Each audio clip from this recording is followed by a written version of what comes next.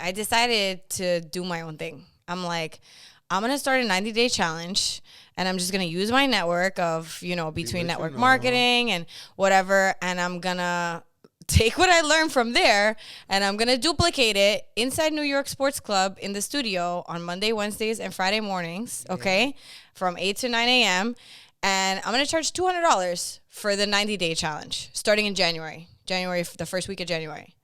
So how many people booked?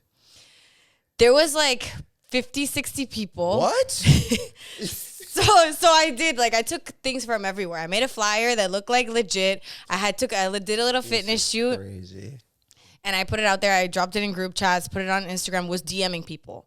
For the first time, I was working for myself. I'm like, yo, you trying to get fit? I'm doing this challenge, blah, blah, blah. $25 to lock in your spot.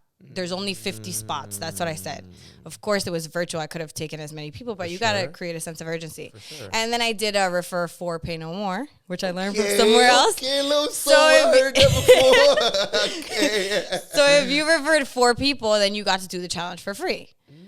If you're going to bring me $800, sure, hop on 2 because I'm going to be doing it anyways, even if there's 500 or 2 of you. Right. So I started doing that. I made almost $6,000 in a couple weeks. This was post-pandemic. I wasn't working at the time. And I just started, I look back sometimes on the videos because I would go live. So I would have to do the workout with them. And these days I was so motivated. I would do that from 8 to 9. I would go to Better Body, take a 10 a.m. class in the morning. I would go back to Better Body at 4 p.m. I was doing 3 HIIT classes a day. But I was doing it with them. So I was explaining and I was moving. And it was a lot to talk and demonstrate, doing the whole workout. So I did that. And then they were like, what is this girl doing? Who is this girl? Right. Ladies and gents, this episode is brought to you by Chase Sense, where they sell compliments. I'm letting you know right now, these oils are inspired by popular designers that you know. All you have to do is spray this on once, early in the morning, and you're good for the day. This is my favorite, the Mature. I done experienced the craziest compliments from strangers on the street. Walk by them and they're like, I'm sorry. I'm curious. What do you have on? That Chase Sense, baby. So do yourself a favor. If your tires smell like elbows and back of ears, because some of y'all do, go to the details below. Click the link in the description. At checkout, use Living Room to get 10% off.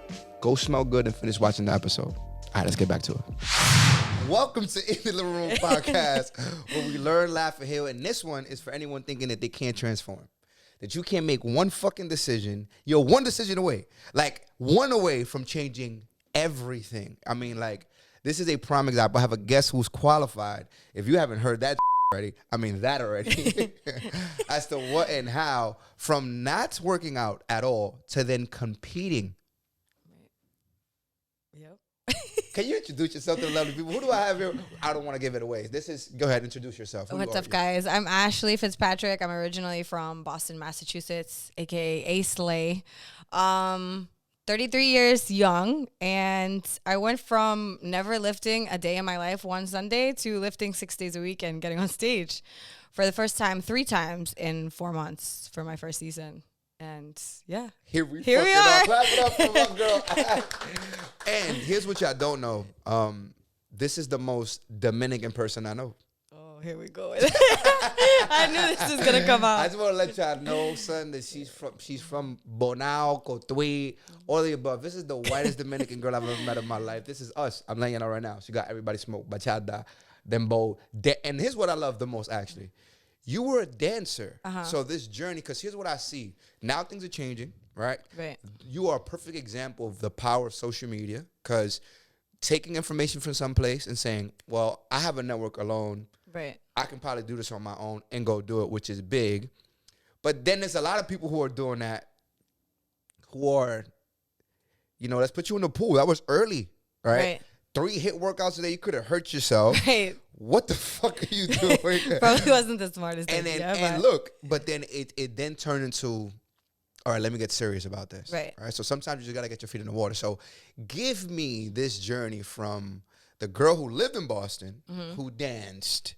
All right, let's get a little bit of your background, who danced, your upbringing, to then finding love, coming to New York, and I'm on stage doing, with the poses and all that kind of stuff. So Yeah, talk to me about how fitness became your life. Okay. So I feel like dancing has been monumental for so many reasons, and I didn't really realize until actually looking back and like putting the pieces together when I started taking HIIT workouts. Because for those of you guys that don't know, like 90% of the world is not coordinated. Like can barely do jumping jacks. Like does push-ups is like the most overrated, underrated, simple yet crazy challenging exercise that most people can't do. So I feel like as a dancer, I came into fitness at like the 50-yard line, let's say, because I was so body aware. Dancers have a lot of mind muscle connection naturally, and I think that's something that a lot of people even years into fitness struggle with, which, you know, obviously stunts your growth or doesn't allow you to really connect the way that will help you propel. So like learning choreography, like I'm looking at what the trainer's fingers are doing, you know, so I was like, yeah. Like, so it helped me a lot form wise, which also helped me get results quicker. And then dance kind of being a place of discipline. Like I grew up, I was somebody who I was really good at tap. That was like my strong suit. Word? That was like my natural, like I could be turned around. Yeah, I ain't gonna lie to you. I gotta see I gotta throw my tap shoes on sometimes. Yeah, I gotta see that. I had an ear for it. Maybe like I'm good at doing impersonations, like mimicking. That's why it was super easy for me to learn Spanish. Even people like that I know, my friends always like, yo, do so and so. Like always been that person. So I just have an ear for things like you could be tapping and I could be turned around and like kind of like know what steps you did from hearing. So tap was my strong suit, but typically you don't like the things most that you're strongest at. You love the things that you're not the best at. And like, that's a fact. So, I hated ballet. Like, and as a competitive dancer, I went to a competitive dance school where we did competitions multiple times a year. So again, the whole competing world is not something that I was new to either. I had been on stage in front of thousands of people growing up. Since I could walk, I was on stage. But like competing, you have to take ballet. Like football players take ballet. Like ballet is so crucial to the development, to the core strength, just to everything when it comes to movement. So it was one of those things where you have to do and you hated it more because you were forced to. Like I could have not taken contemporary. I could have not taken gymnastics. Ballet was not an option as being part of the competitive team. So it was something that I was forced to do and I didn't like it, but there was a lot of discipline in ballet, which was the reason why I also didn't like it. Like having your hair in a bun, I had to wear pink tights instead of black tights. So there was so many things that I was not in control of when it came to ballet, which made me hate it more. But needless to say, a lot of that turned into like being a well-rounded person, just like playing sports. You know, you're in dance, you can't get better. You can get better by yourself, but you're always a part of a bigger picture. Like on stage, I could have practiced the routine really hard and done everything great, but I'm only as strong as the rest of the team that I'm dancing around. So, you know, it was a team-oriented environment, just like sports, that kind of has you develop a lot of characteristics that are going to help you when it comes to the workplace, when it comes to relationships, when it comes to all other aspects of what it takes to be a good functioning human in the world. So getting into fitness, I think the pandemic, I just got a little uncomfortable. I had also just moved to New York. I don't know if you want me to go into the whole story about how I got there. You can do whatever you want. But long story short, I met my fiance in Guatemala building a school. And it wasn't love at first sight, but it was something transpired at first sight. And it continued to transpire to the point where I ended up moving to New York to be with him. And I got into fitness because the pandemic had hit and I think we all gained a couple pandemic pounds. 100%. And I was also like in a relationship for the first time. I hadn't been in a full-blown relationship in almost 7 years. I was single. I was building a career in corporate America. I was very focused, like, nah, I'm going to focus on myself. I'm not ready to be in a relationship. You know, so you gain weight when you get in a relationship too. That's true, apparently. Happy pounds, facts. So happy pounds and sad pounds from the relationship and from the pandemic. Right. And I was just like in rare form. I mean, now that I look back and I'm like, whoa, that was crazy. That was wild that you look like that. But to somebody else, it might be like, no, you didn't look that bad, you know? Because now I feel like that looked crazy, and you know, to other people it's different. But so I kind of just wanted to start getting in shape. I was dancing a little bit more too, but dance is also super expensive. For those of you that don't know, it's like $30 a class. And there's certain time frames, obviously, where the dance classes are more popular. Like in the evening, I was working nights, I was bartending. So it was kind of hard for me to use dance as a form to get in shape because of the price and because of the time restrictions. So I ended up finding Better Body, which is now the gym that I run. I run the Astoria location and the Williamsburg location, and potentially may be opening one of my own sometime in the near future, God willing. If that's what's in the cards, we're kind of just now I'm go with the flow. So I started working out there because I got introduced through a friend of my fiance's, April, who's been like actually behind the scenes monumental in me and Jive's, like the connection that's happened. Shout out to Jive and April for bringing us all together. Sure. I took a workout that he was DJing. They were doing outside workouts. Better Body was booming during the pandemic because they had outside workouts and they were labeled more as a studio versus the traditional gyms. Gyms were closing. Steinway, there was a boxing studio that had closed down, like a kickboxing. I love kickboxing, so we got a lot of membership base that came from there. But Better Body was thriving. They were one of the only gyms that were open during this time, and I needed the group fitness because group fitness was comfortable to me. I was used to being in a dance room with other people, so like there's a lot of motivation that comes with group fitness, and low-key it's like, oh, I'm gonna go faster than this person next to me. Right. You know, it's like it's very helpful in kickstarting your journey. And honestly, I would not be where I am today if I didn't start at Better Body, because I had tried before, you know, let me go to the gym, go to Planet Fitness, was paying that shit for 3 years and went twice, you know, walking on the treadmill. Lord, due respect, Planet Fitness, if y'all paying attention. Bro, you got to get the dudes that are sitting on the bench, 7 dudes sitting on the bench looking, coño, mira eso. You gotta get rid of those guys, bro. You're messing up the experience. Right. But nonetheless. True. You get what you pay for, but also you can get a fire pumping no matter where you go. Fact. Okay? So you don't need to go to this crazy high-end gym to get a workout but you might need to go through some expensive places and environments to get there to the point where you're like, I just need some cables and I just need a squat rack and we're going to make it happen. Right. So Better Body, I started working out there, and I went to a class in Fresh outside. I loved it. I got my ass kicked, and it was really like whoa, like out of shape. Right. Like out of shape. Right. Like I need to, like I thought I was going to throw up. And now I see the members there. I'm like, this is totally normal, you know, like happens to everybody. I was there. Right. So I loved it. And then the next day they were opening the Astoria location, and they had asked my fiance if he would DJ there because they were looking for a DJ. And in that moment I met, and now like my guys, my future partners, like these guys I've become so close to these 2 guys, 2 Greek guys from Astoria, super cool. And the rest was history, literally. Like I just started going there. I was doing like classes twice a day. I wasn't working at the time, so I had like all the time in the world, and I'm like, I'm gonna get fit as shit. Like I was on a mission. And I was happy doing it. I was inspired. Became passionate about it. And then that led me to, okay, now I've lost the weight that I want to lose. Now I want to change the composition of my body.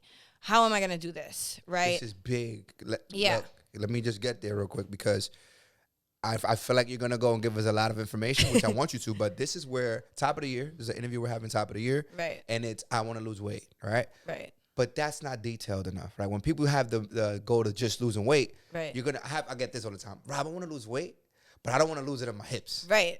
You want to pick and choose where you lose it. You want to pick and choose, and it's like, no, you got to, everything comes off first, and then you got to build back up, which is big to someone that's not in fitness. Right. You got to get rid of this fear of like, oh, but in my face, somebody told me, but my face gets small, then I look snatched, and it's like, right, but you're going to get healthy. Right. And then you're going to be able to build, like you could build, respectfully, you could build a jawline. Like there's exercises. You chew a lot of gum too. To build a jawline. Like right, I can send you links. Like there really is. Right. I used to have a crazy jawline when I was a kid. So I want to just first, when those who are listening, that they set these I'm going on vacation goals, Right. and I want to lose inches off of this, that, and the third, and never been in like fitness. Right. And you're like the perfect example of like you've never done this before, and then you go from almost throwing up at your first event to then doing X amount of workouts a day. Right. And then get to learn how your body reacts to what you're doing. Right. So you can continue. The thing is when I was going to Better Body, I also wasn't focused on nutrition much.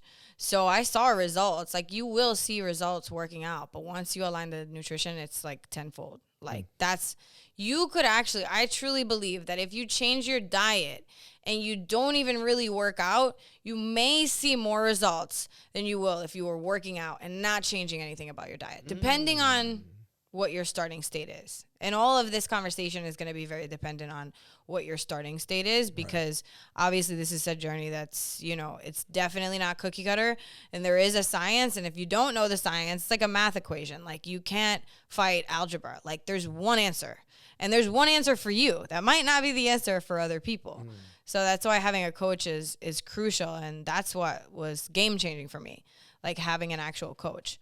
But I saw a lot of results just from working out, because I had went from not moving my body at all to and I was not in bad shape. Like, when I say this, I was not in terrible shape, and you do have that muscle memory. I used to be a dancer. I was fit, where you can kind of hop back into it, and it's like riding a bike, and you can, lose. I feel like I have a fast metabolism where my body reacts to things pretty quickly, but I was still eating whatever I wanted to eat. I was just having fun working out.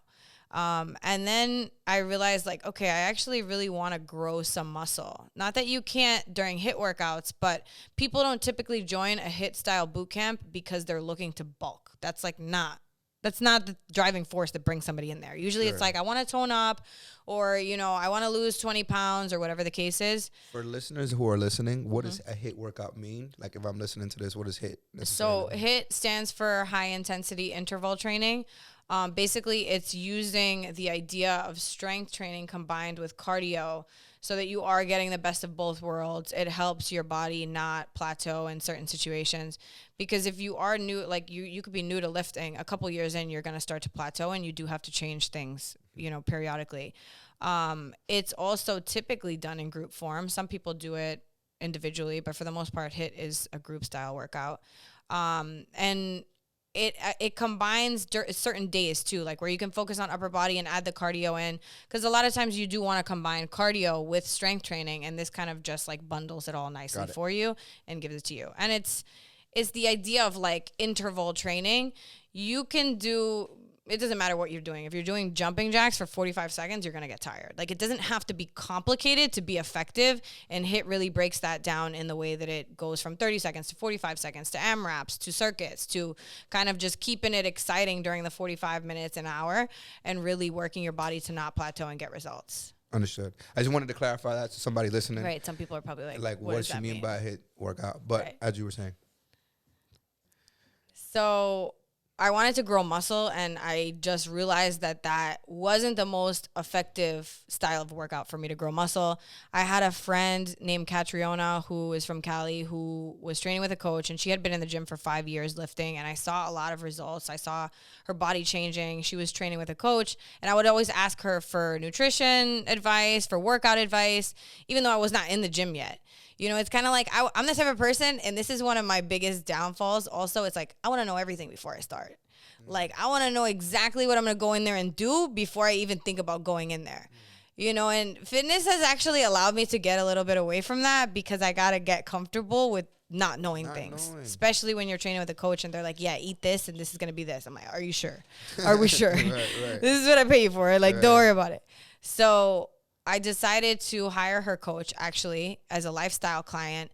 And I went from a Sunday night of just living my normal life, never being in the gym, to waking up Monday morning and being in the gym 6 days a week. And I've never looked back since then. And that night, my life radically shifted in a way that I couldn't have imagined at this point. And here's the part that I want to get into, because it's literally a decision. You made one decision, and the domino just can continue to drop on another domino. Right. So here's what I see. All right, because shout out to Jive, as I said earlier. You get engaged. right? So now you're in New York. You also now haven't been in a relationship for so long. Right. You finally are in a not only are you in a relationship, you have a fiance, right? Right. Like you guys are gonna get married, Right. and you go from having this time.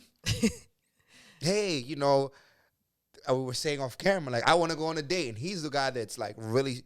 The guy owns a barber shop. He'll work a 12-hour day, come back, learn stocks, get involved. Right. Very focused on this is what we got to do for our future. Right. And you're the fiance that wants his time. Right. And now you go from, hey, I want to just go work out, so I'm in the gym 6 days a week. The dynamic at home, Right. how did that change? Did it go for the better? Did it get challenging? Like, Well, it was definitely, it's been a roller coaster. And now I think we're kind of really seeing eye to eye, especially as we get closer to getting married. It's like, okay, where we at? Because this isn't where we started, and I think that's the beauty of a relationship, is learning how to love people in different phases of their life. Because I think some of us leave relationships because we expect people to be the same exact person that we married or that we started dating or that we proposed to. And if we both have the goal to continuously grow, I'm going to grow into somebody that we both may not know. right.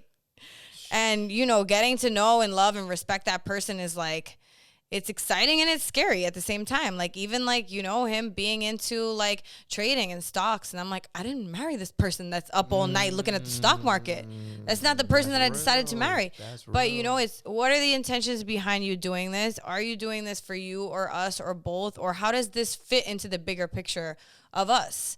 And the clear difference between bodybuilding, which is naturally a very selfish sport, is it seemingly was more of a personal journey. And it is still. There's definitely an aspect of it being a personal journey, because I feel like I was a big people pleaser a lot of my life, and I didn't really do things for myself.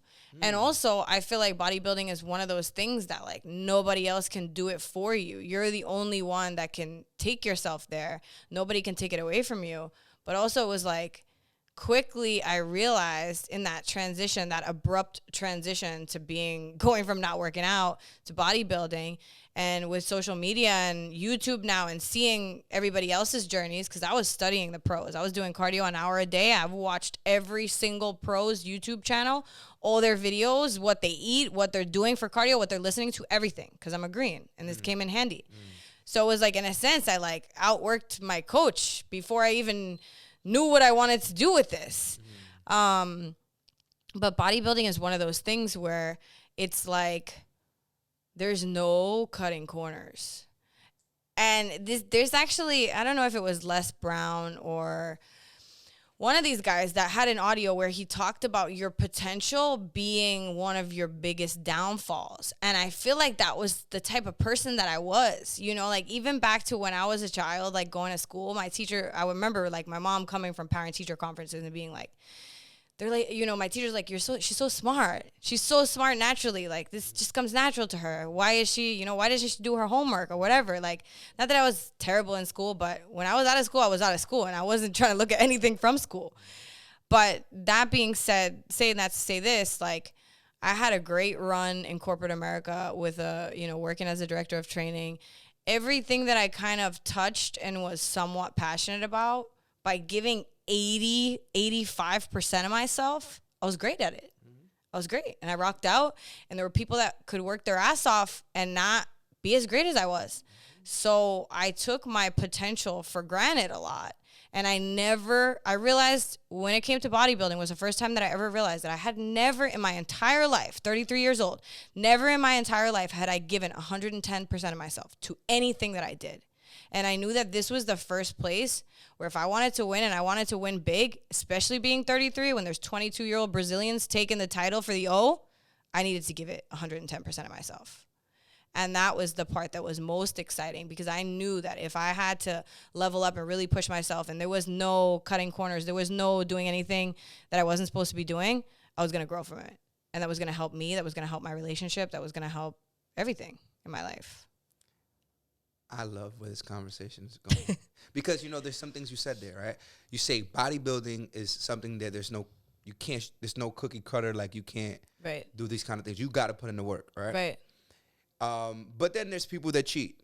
Like, let's just talk about the industry. Like, Right. there's people that are using drugs and stuff like that. Right. Which is the game, right? You go to the gym. Right. And here's the part that makes it kind of very your awareness. You go to the gym and you see somebody and it's like, all right, this person is doing the work. Right. Definitely using enhancements. Right. So now when you get into this field, does this cross your mind to say, just asking a transparent question like, do I gotta get, since I'm 33 years old, I'm starting late. Right. Do I have to use any of these enhancements that I guess are legal or not legal to even compete? Or it's like, I'm going to compete to give 100%, 110% for me, and whatever comes out of it, Right. then God bless, right? Because if like Right. to win the number, am I competing to get the gold? Right. Right? Like, am I doing this to be like the one? Or Right. it's like, is it for me and wherever I land? Well, and it's interesting because when I started out, it was just a personal goal. I just wanted to get up there. I wasn't really tied to a placing. I was tied to the commitment of the journey and the discipline that I know it would take to even step on that stage. Because all of those athletes went through hell and back to get there at some point, if you look good. For sure. Then there's the aspect of, okay, I just started training with this coach 2 months ago, and now she's asking me if I've ever thought of competing. And I know that I'm going to be on stage next to girls that have been in the gym for 5-7 years lifting, and the muscle maturity that they look for in these situations, especially with bikini. I could be setting myself up for complete failure. And then it's like, there's also, doesn't matter how long you've been lifting or how short you've been lifting, there's genetic freaks out there that were just born, like Brazilians that are literally born for bodybuilding, that just have this muscular maturity and in exactly the right places. And, you know, even the Canadians, like there's breeds of people that were just genetically blessed. And unfortunately, when it comes to judging, that it doesn't matter. They don't know what I looked like 8 months ago. The judges, that's also something you used to get stuck in your head. I look so good. Everybody, you look great, blah, blah, blah. Even like you're too skinny. Everybody's saying, giving you their opinions. Everybody, for the most part, is like, you look amazing. So in your head, I look amazing. I'm going in there. My first show, I thought I was taking the overall. I'm like, nah, these girls better watch out because we going in guns a-blazing. Right. I ended up placing 5th in my class and 3rd in another class, my first show. Which is good. Everybody's like, your first show is good. I was pissed. I was so mad because in my mind, I had no idea what I was getting into. I thought I was going to win. I'm like, no, there's no way. Look at what I came from. But the judges don't see what you look like before. You could have been 200 pounds 2 years ago and be on stage keeping up with the girls next to you. They don't have any idea the transformation that you went through. And it's like, there's so much on social media comparing yourself to other people's genetics or other people's, you know, the way they pose, this and this and that. You're not supposed to compare yourself for 4 or 5 months of prep to get on stage for, you have 30 seconds in bikini. All this work, not even 30 seconds, 20 seconds, 20 seconds, 20 seconds. 20 seconds of fame for months of work to being next to girls to just stand up there so that people can compare you. But I'm not supposed to compare myself to other people. It's like it's a mind. Yeah, that's definitely a mind thing. Yeah. You don't want to curse, right? Right. Damn, I didn't even think about it like that. Yeah. It's, you know, and when you get to the last couple weeks, like everything matters. Like actually a fun fact, I'm naturally a savory type person. So like in my mind when I started, I'm like, I can't wait to get off stage and have a freaking pie, a bag of chips. You know, I like salt. Like that's the type of stuff I liked. About 2 months in, I became like mentally addicted to sugar. Like sugar is a real addiction. I would literally lay in my bed at night and watch YouTube, Instagram videos, scrolling on cookie pages, dessert pages, just watch them be made. I'm not even kidding you. This is really twisted. But Jai would be like, why? What are you and doing? I'm like, I don't know. This gives me some type of fulfillment. Like even to this day, if you look at my Instagram, all the saved things is all like how to make these protein cupcakes, these sweet. It was wild. Like people are like, nah, there's something wrong. I literally got addicted to sugar. And like peanut butter I love peanut butter. Love peanut butter. Peanut butter? Yeah. We was having Oreos and peanut butter the other day. So peanut butter has a little bit of sugar in it. Maybe like 5 grams of sugar per 2 tablespoons. Not too bad. Peanut butter was in my plan initially for the fat. Peanuts are a good fat. So it was one of those things where it's like, it can't be too bad because just a month ago it was in the plan, but it's also like, okay, everything counts right now. You better stay away from that peanut butter. And like, I remember getting to the home stretch and sometimes I would have the tablespoon and it was like, yo, I would like turn into an animal where I would not be able to like control my hand from going back in the jar. Like mentally, peanut butter, I would think about peanut butter driving. Like somebody you broke up. Like peanut butter was the hardest breakup that I had when it was pulled. So needless to say, this is really crazy. But you become infatuated with this. Like you're so depleted from sugar that you're like your mind. It's a body. It's something chemically like it's pulled from you. So I remember a couple weeks out, like I had some peanut butter and I would feel so guilty about it. Like, and I would think, like, now you're going to feel it when you're on stage and, think, is the girl next to you going to have peanut butter? Did she just eat peanut butter? Right. Like, you want to win, so hard on yourself. So I had Jive hide the peanut butter in the house because Jive also loves peanut butter. Oh. So I would have him hide the peanut butter because literally I was uncomfortable sitting in my house knowing where that peanut butter was. To the point where this is how bad that it got. One time he went to Houston for the day. That I was in the closet looking for the peanut butter. I'm not even kidding. Like, and I'm like, where is it? Where is it? He's not. Like, they're like, oh my God. You know what the craziest thing is though? Like, to go, like, one of my friends was like, why don't you just walk to the corner store and get the peanut butter? I would never do that. Grocery shopping, I would never buy anything. That was just like a big, like, now you wilding out. Like, if I find it in the house, though, right. A little bit. It ain't. Right, but I would never think to, like, buy it or be out and cheat like that. Like, that was the biggest thing for me. Peanut butter was the hardest part. Yeah, I get it. Now, this is why I say I get it. It's because I just had Oreos and peanut butter. And some people don't know what's going on. They look at me like I was crazy. And I'm like, yo, boy, y'all missing out right here. So this is why I've never even thought about like competing. Like I've always looked at, people like you, Marco, like the extreme athlete, people who, Marco is another person who went from out of shape to crazy transformation. Crazy transformation. And I'm like, bro, I'm inspired because I naturally been in the gym since I was a kid, right? But never really, I can't go and sit there and say this 1 year I did it. I went 110%. Right. And now, I'm working. My legs feeling better. We're going to get down with my thick leg. Because here's what's wrong with the world right here. Fellas, y'all got to do legs, you heard? like we need to have ass. You know what I'm saying? Like, it matters. Like, hey, yo, whatever, you know what I mean? Like, we can't be out here with the sticks, and I miss working on my legs. Sticks. I'm working on my legs. So here's a question I have for you, Ashley, because even the story that you shared about getting wanting to become a trainer, right? And getting told no. Right. And then starting to train, doing 3 HIIT workouts a day. Right. To then competing, look, you found your fiance in Guatemala. Right? That's where y'all found each other. Right. Like, boop, that's what I know y'all from here, but it happened there. Right. Then you move. Right. There's a level in my eyes of extremist here. 1,000%. Right? Like, where does this come from? Because the courage to want to do something new, I feel like so many people are like, change is scary to people. Right. For sure. But when you change, right? Like, you've made these like quantum leaps in places. How do you do that? I think it's... And why do you do that? Okay, so how do I do that? I don't really know how because I feel like I was born with the love of change. And it wasn't until I was older that I realized how much other people like resented it. And it made them so uncomfortable. For me, it would almost, it's so extreme that it could almost become a toxic trait in a sense of like, when are you going to settle down and stay?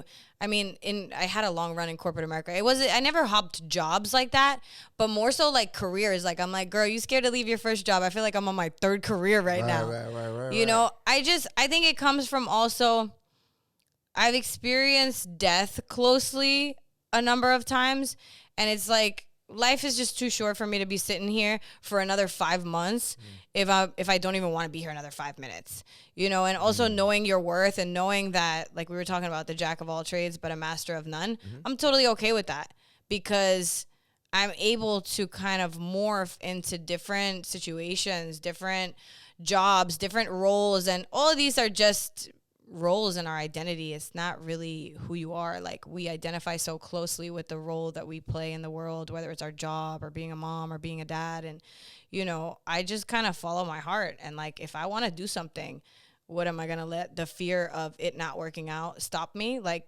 you want to do it because you're unhappy with what you're doing right now. So if you're not happy there where you go somewhere else. You know, I'm not really attached to any of these roles in a sense where it would hurt me to not have it, because I did live in that space once upon a time. And when I first left my job in corporate America, I didn't realize how attached I was to like my title.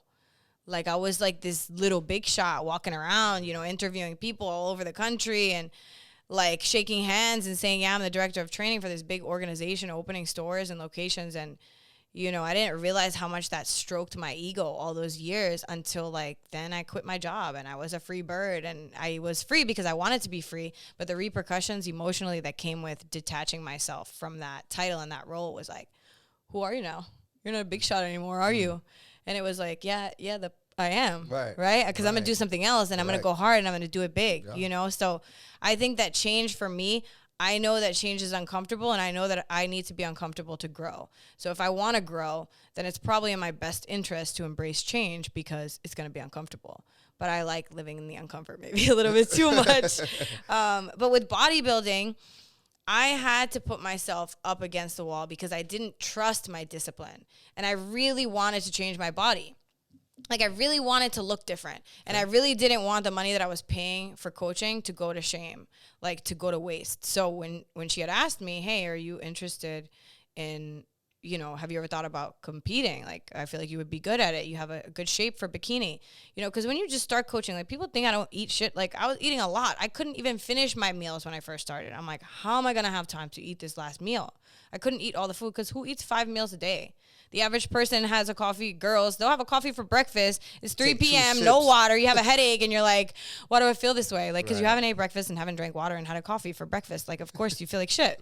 You know? So I realized my eating habits were awful. I feel like our parents teach us breakfast, lunch, and dinner, and all of a sudden you're an adult, and, like, you just don't eat breakfast, or you just don't, like, you're like, malnutritioned in a world where you don't need to be. So I had a hard time eating all the food, but I was eating stuff that's normal, like full meals. Like, I still had fun things. It wasn't that awful. It's just becomes a little mundane, like doing the same thing day in and day out. But if you want to be successful at anything, that's kind of what it looks like. Like, you brush your teeth every morning. Do you want to? It's not a question of whether you want to or not, but you want to have clean teeth and you don't want to stink, right? So, like, you just do things to get the results that you want. So that was kind of where my mind was at. But it's like, okay, am I ready for this competition? But I knew that if I said yes, first of all, I would be putting more money where my mouth is, because remember, it's expensive to compete. Like $130 a category. I didn't even know this. So wait, let's slow down right here. So after you pay for a coach, you do all this training, you then also got to pay to do a show.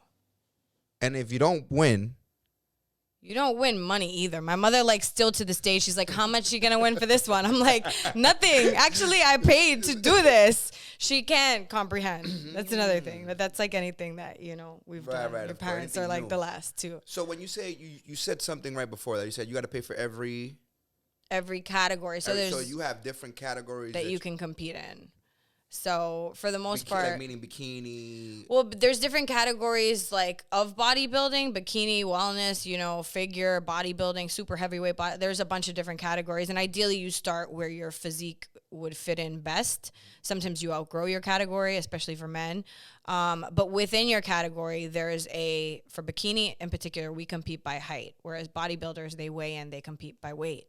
So there's height class, you know, you're either class A, B, C, or D. They do like a 5 foot to 5'2", 5'2" to 5'4", 5'4" and above. Then there's novice and true novice, which one of them is you've never competed before in your life. So it's like a first timer category.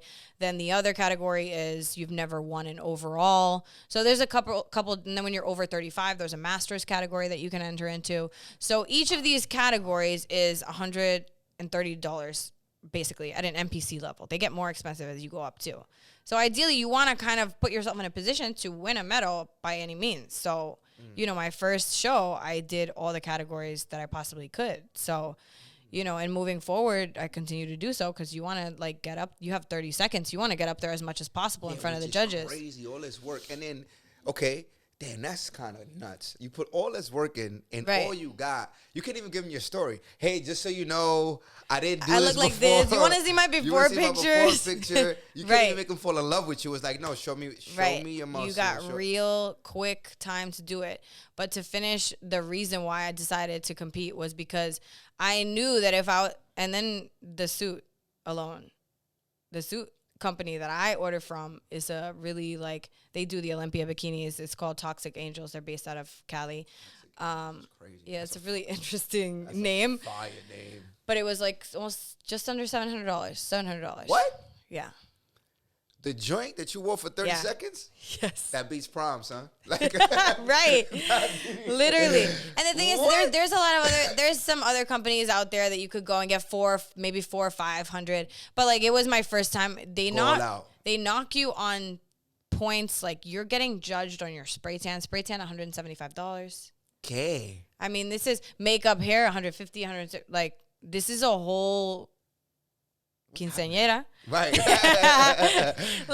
This is it's very expensive. So I knew these things. I knew these prices. So I knew if you really do this, you really gonna do this. Mm-hmm. And I knew that I was gonna be forced. I was putting myself up against the wall to be in the best shape of my freaking life. Whether I won the show or not at that point I really didn't care about that. I cared about taking this serious enough that I would literally change my entire physique. And that's what I did. But then halfway there, I'm like, nah, I'm not doing this for second place. There's no way I'm doing this for second place. Then you get that eager point where you're like, nah, I want to win and do at all costs whatever you have to do. So here's what I find very interesting. So you compete, but then you change coaches. Right.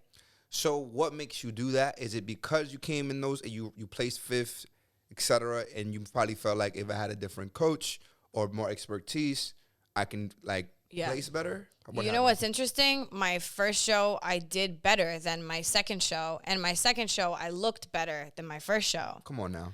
So this is also not to say luck of the draw, because I don't think that that's a phrase that suits it, but without another phrase to say, if one girl got sick that day and didn't show up, it changes the entire lineup of how the placements go.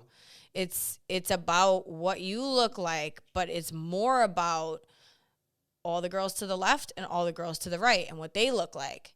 Because for bikini, that they say you win shows from the back because those glutes, they're looking for that glute separation. They're looking for the potato look so you can see your glutes, but not too much. Bikini's very weird. It's you could easily go over where it's too muscular.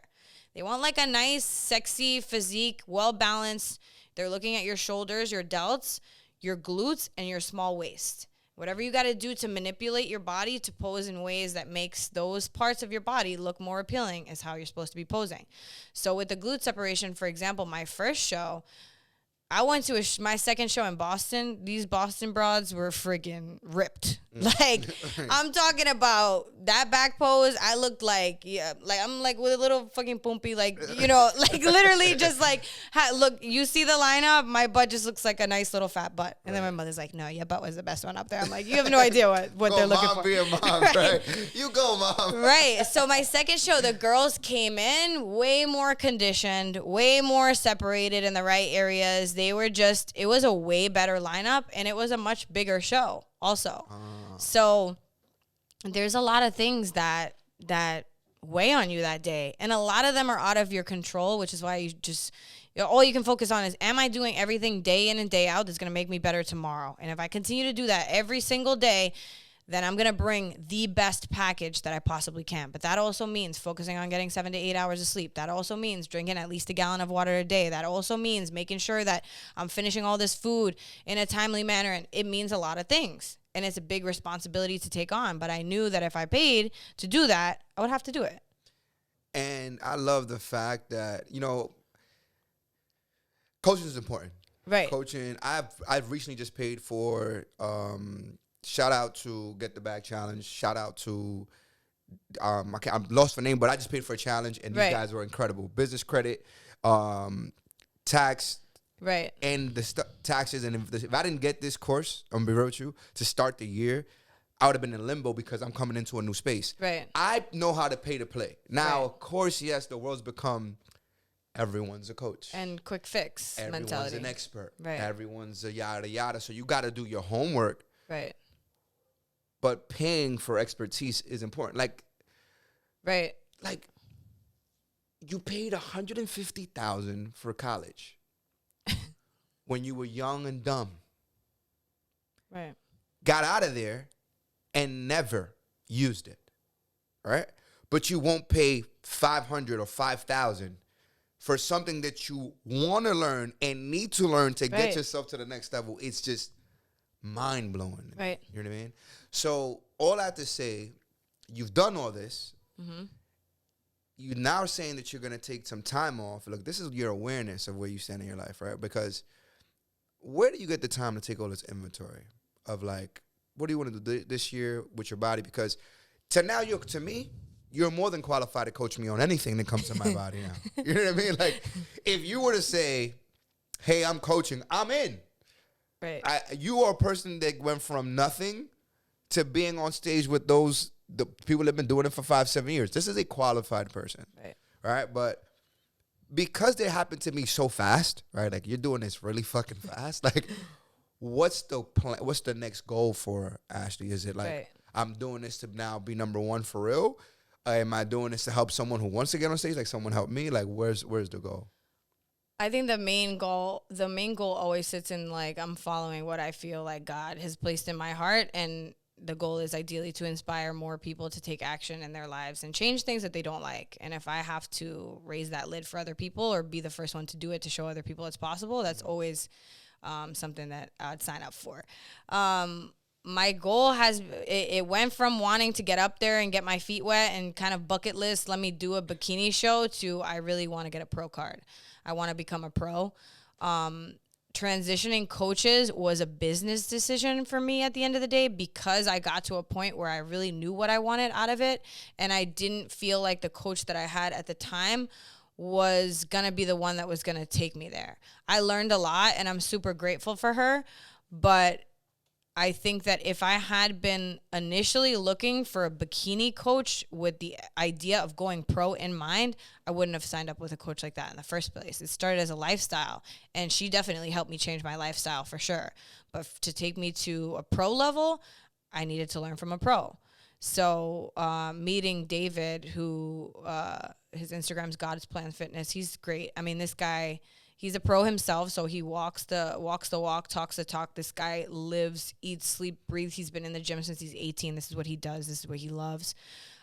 He actually doesn't have many competition clients. He focuses on lifestyle. He enjoys taking the average like couch potato and turning them into a competitor or a competitor looking shape. And he has some incredible transformations. I'm going to show you guys after because it's incredible what he's done, and his knowledge and his expertise when it comes to nutrition is like nothing that I've ever experienced. And that was the game changer for me in a sense of like you said, you would listen to anything from me. But the reason why I'm going to go through the nutrition and personal training certification is because I only know what's worked for me. I don't necessarily know what will work for you.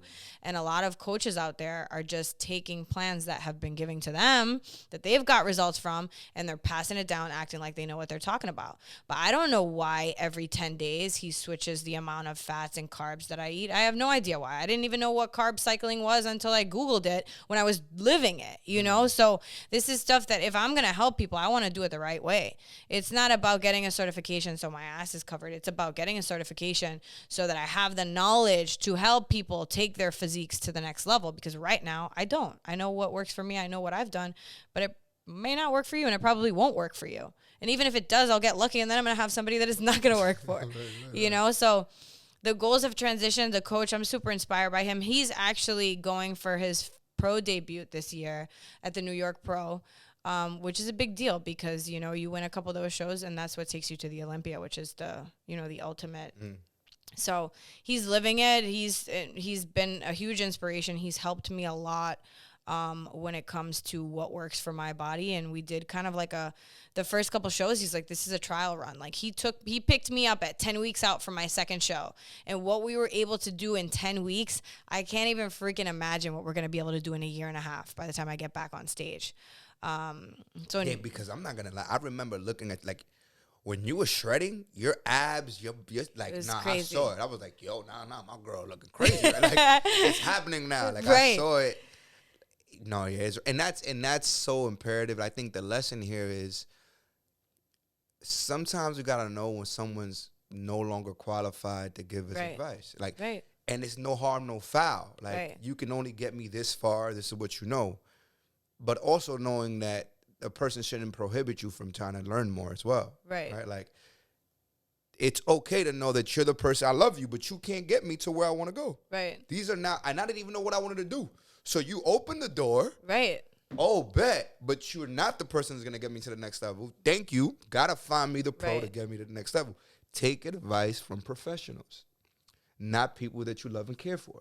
Right. And that's why I said business decision, because it's like we're going to take the emotions out of it. It doesn't matter how much I like you as a person or think you're great as an athlete yourself. It's like just in business and life. Not everybody's like the people you were rocking out with that got you so far may not be the people that are going to join you on the next level of your journey.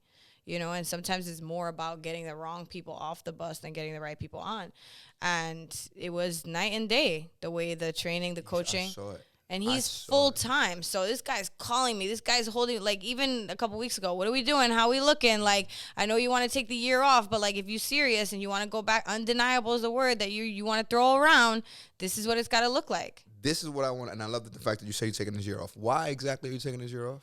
So originally, my original plan was that I need an off season because I need to grow some muscle mass and I need to grow some maturity. And I'm not going back for second, third, fifth place. Like, I just don't want to spend the money to do that. I don't want to go back until I feel like I'm in a place where these glutes are separated. We're looking exactly how I want to bring my best package yet. And I need some time to do that. So originally the goal was that I was going to take 6 months off or 5 months off, and I was going to go into a prep around April, and I was going to do the same show I did for the first time last year in August, like August 25th or something. But then after having our first wedding meeting, and Jive and I like Jive so organized, we're like, oh, we're going to meet in the office at 2 p.m. on Monday. We're talking about the office in the spare bedroom. Like, this is how on top of things we have to be because we're both so busy. It's like we had that meeting, and I was just feeling like the frustration of like how stressful this process could really be. And I'm like, what do you think you're about to do this year? What do you really think you're about to do this year? So first and foremost, being present with Jive and being present in that one of the most memorable experiences and happy times of your life, getting married, that first and foremost was one of the reasons. Second reason was, okay, if I am putting this type of money down to compete and I do want to bring my best package, I know that there's going to be some sleepless nights, and I know that there's going to be a lot of stress involved in this season, and I know that my cortisone levels are going to be shot, and it's not going to allow me to bring my best package because of all the other stuff that I'm going to be dealing with in life. So what makes the most sense, you know? And I was talking to my coach about it, and he's like, listen, if you were getting married in April or March, I would tell you, nah, you don't need all that time, right? We do a show at the end of the year. I could push for the Long Islands again in like November. But where it's like in September, that's the goal. It's like I would be pushing it to add a show in before, and then after there's not enough time to prep, we're going into the next year. So we're like, you know what? This is the best decision. It was a decision that I made by myself, but I talked it over with my coach, and he totally agreed, you know? And it's like, man, if we have a year to grow, and obviously like I'm not going to be like this weight that I'm at right now. I'm the most that I ever weighed in my life, by the way. Really? I like hit the 140s club a couple weeks ago, and I'd be like, check-ins are not fun anymore. Before I used to like hop out of bed, throw my bathing suit on, and I'm like, yeah, look what we're doing this week. Now I'm like taking my hair out, taking my socks off, getting on the scale. Like, no, this much weight. This shirt is heavy. Let me take. It's different. But actually, I'm learning more in this phase. I think this phase is much more challenging to me personally than a prep even was. A prep, you're like gunning for the stage. Like, there's just no options at that point. You're seeing results. It's motivating. Each day by day, you're looking different. Now we're on the other side of the spectrum where like, yo, your clothes don't fit anymore. Before your clothes are big, now they're tight. You like literally need 2 wardrobes like for an off season and a prep because it's like This is real stuff. I posted yesterday on my story. I don't know if you saw it. I had these pink sweatpants that I had bought in a prep and they were mad big, like purposely big. They're like a large, right? And I have a picture like the day before my show in Boston in them and a picture of me in them yesterday. And when I put them on yesterday morning, I felt disrespected. I was like, nah, we really here? Like, I'm talking, if you see the picture, forget about it. It's like totally different. It's like 20, I'm probably 25 pounds from my stage weight right now, which is normal for bikini because you obviously, that stage lean is not sustainable and not healthy year long to look like that. Right, for sure. Only for a moment. But yeah, it's like it's totally different, and I think that having this year will allow me to come back undeniable. So my goal is to, I already have a countdown on the screen of my phone. We got 337 days until prep 2024 begins. So it's top of sight, top of mind. Like, I'm not taking my foot off the gas. If anything, like, yeah, we're eating, yeah, we're uncomfortable, but I'm putting this food to use like never before, getting some incredible workouts, like Okay, and that's pedals to the that's floor. what I was gonna. When you say taking this year off and muscle maturity, you're still in the gym, just eating more to like. What does that mean? I'm still on a meal plan. Like, I'm still not eating. It's not a free for all by any Got means. it. So basically, for the most part, I'm eating exactly what I was eating most of my prep. It becomes like the last couple weeks where you switch to the white fish and you pull a lot of the carbs and you're kind of manipulating things a lot in the last couple weeks. But like right now, I'm eating 5 meals a day. I'm still eating eggs and oats for breakfast. Now I can choose my own protein. I'm eating 5 ounces of protein 3 times a day. And then at night, I have a shake with 2 scoops of protein. I don't even know what my macros are. And that's the beauty of having a coach. Like, everybody's like, oh, how many calories are you eating? I'm like, I have no idea. That's what I pay my coach for. He just sends me the plan and I just eat it and that's it. Now I have 2 cheat meals a week, which at this point I can have whatever I want. Before, when I'm in a prep, it's either a burger or sushi. But I kind of stick to the burgers because it does my body well. I'm used to it and it doesn't like throw me off track. But yeah, I have carbs with every meal, either a half a cup of rice or 3 ounces of sweet potato. So I'm eating the same stuff. Like, people think it's just like, oh, now you're out. I thought you went crazy. I thought No. you're like everything crazy right now. But sometimes I'll have little, because I have a year. It's not like I'm even, if I was going to go into a prep in April, there would be some things that in the last week I probably wouldn't have ate. Like, I had an Oreo yesterday. Fire, because I had them the other day. And, I think that's important. What I think is important about that right there, because in my mind, right, because I think what some of us do is this. We work really hard for a moment, and then we do nothing for longer. Right. Like, the time when we take off too much time. Right. We completely stop all the discipline, and then to get back on the horse is the problem. Pay attention, ladies and gentlemen. She says she's still eating the same way. Taking a year off doesn't change the discipline. Right. It's deciding to hit the gym as hard as you were, etc. Like, I have so much energy and like I'm hitting PRs again. Like, working out when you're depleted is not it. It's not fun. Something you stated, because this is, I think, the level of extreme, right? Because I think working for something, no one can take it away from you. Right. When how we talked about in the beginning, just that's a character flaw of looking for a quick fix and looking to cut a corner because you don't want to do the work. I think it's a mindset all in all, and I think that is probably displaying itself in other areas that are not going to be healthy for anything. For sure. Like, look, just to get back on that, because for those who watch this episode or look at this stuff, like, look, I think there's things that are necessary. Like, let me just give you what I believe it's understandable. You have a baby, pregnant, that the baby changes your body. Right. It makes sense. You got to make some altercations to your body. I understand that. Right. You've been a person that's been obese, and now you lose the weight, and the skin is hanging off. Right. These things make sense. If you already are halfway decent, right. Oh, here's the one that kills me. If you got an ass already and you go get ass shots, what's wrong with you, son? Right. Why? What? Just think before you go. You can't do it for the likes on the gram. Right. It gotta be for all right, I'm done with it. Has to make sense. No, you see these girls with these nice bodies to start, and it's like, you don't even need to do that. There's risk here. Right. The risk versus reward is crazy. When you could go build it, you could go fall in love with yourself at the gym before you fall in love with the likes on social media. Right. That's a ball. Well, and that's also... Feel me? Like, that's real. Learn how to Right. love yourself so you don't have to find the validation on social media. Bro. And it's a mental health issue even more. The fact that you're chasing this image when in reality the gym is a solution to healing and helping your mental health. Because a lot of people get in the gym because they want to look good or they want to lose weight, and people stay because of the way it makes you feel mentally. Like, it becomes so much more than a physical thing that you're doing.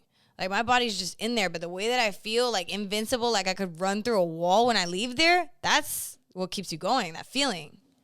All right, Ashley, so what do we got to do? How long I got to wait for you to get certification? Because I'm ready to come back, son. I'm ready to come back in a way where it's like made by A. Slay. You heard just, you know what I mean? Like, yeah. I want to know how to pose, too, because that should be different.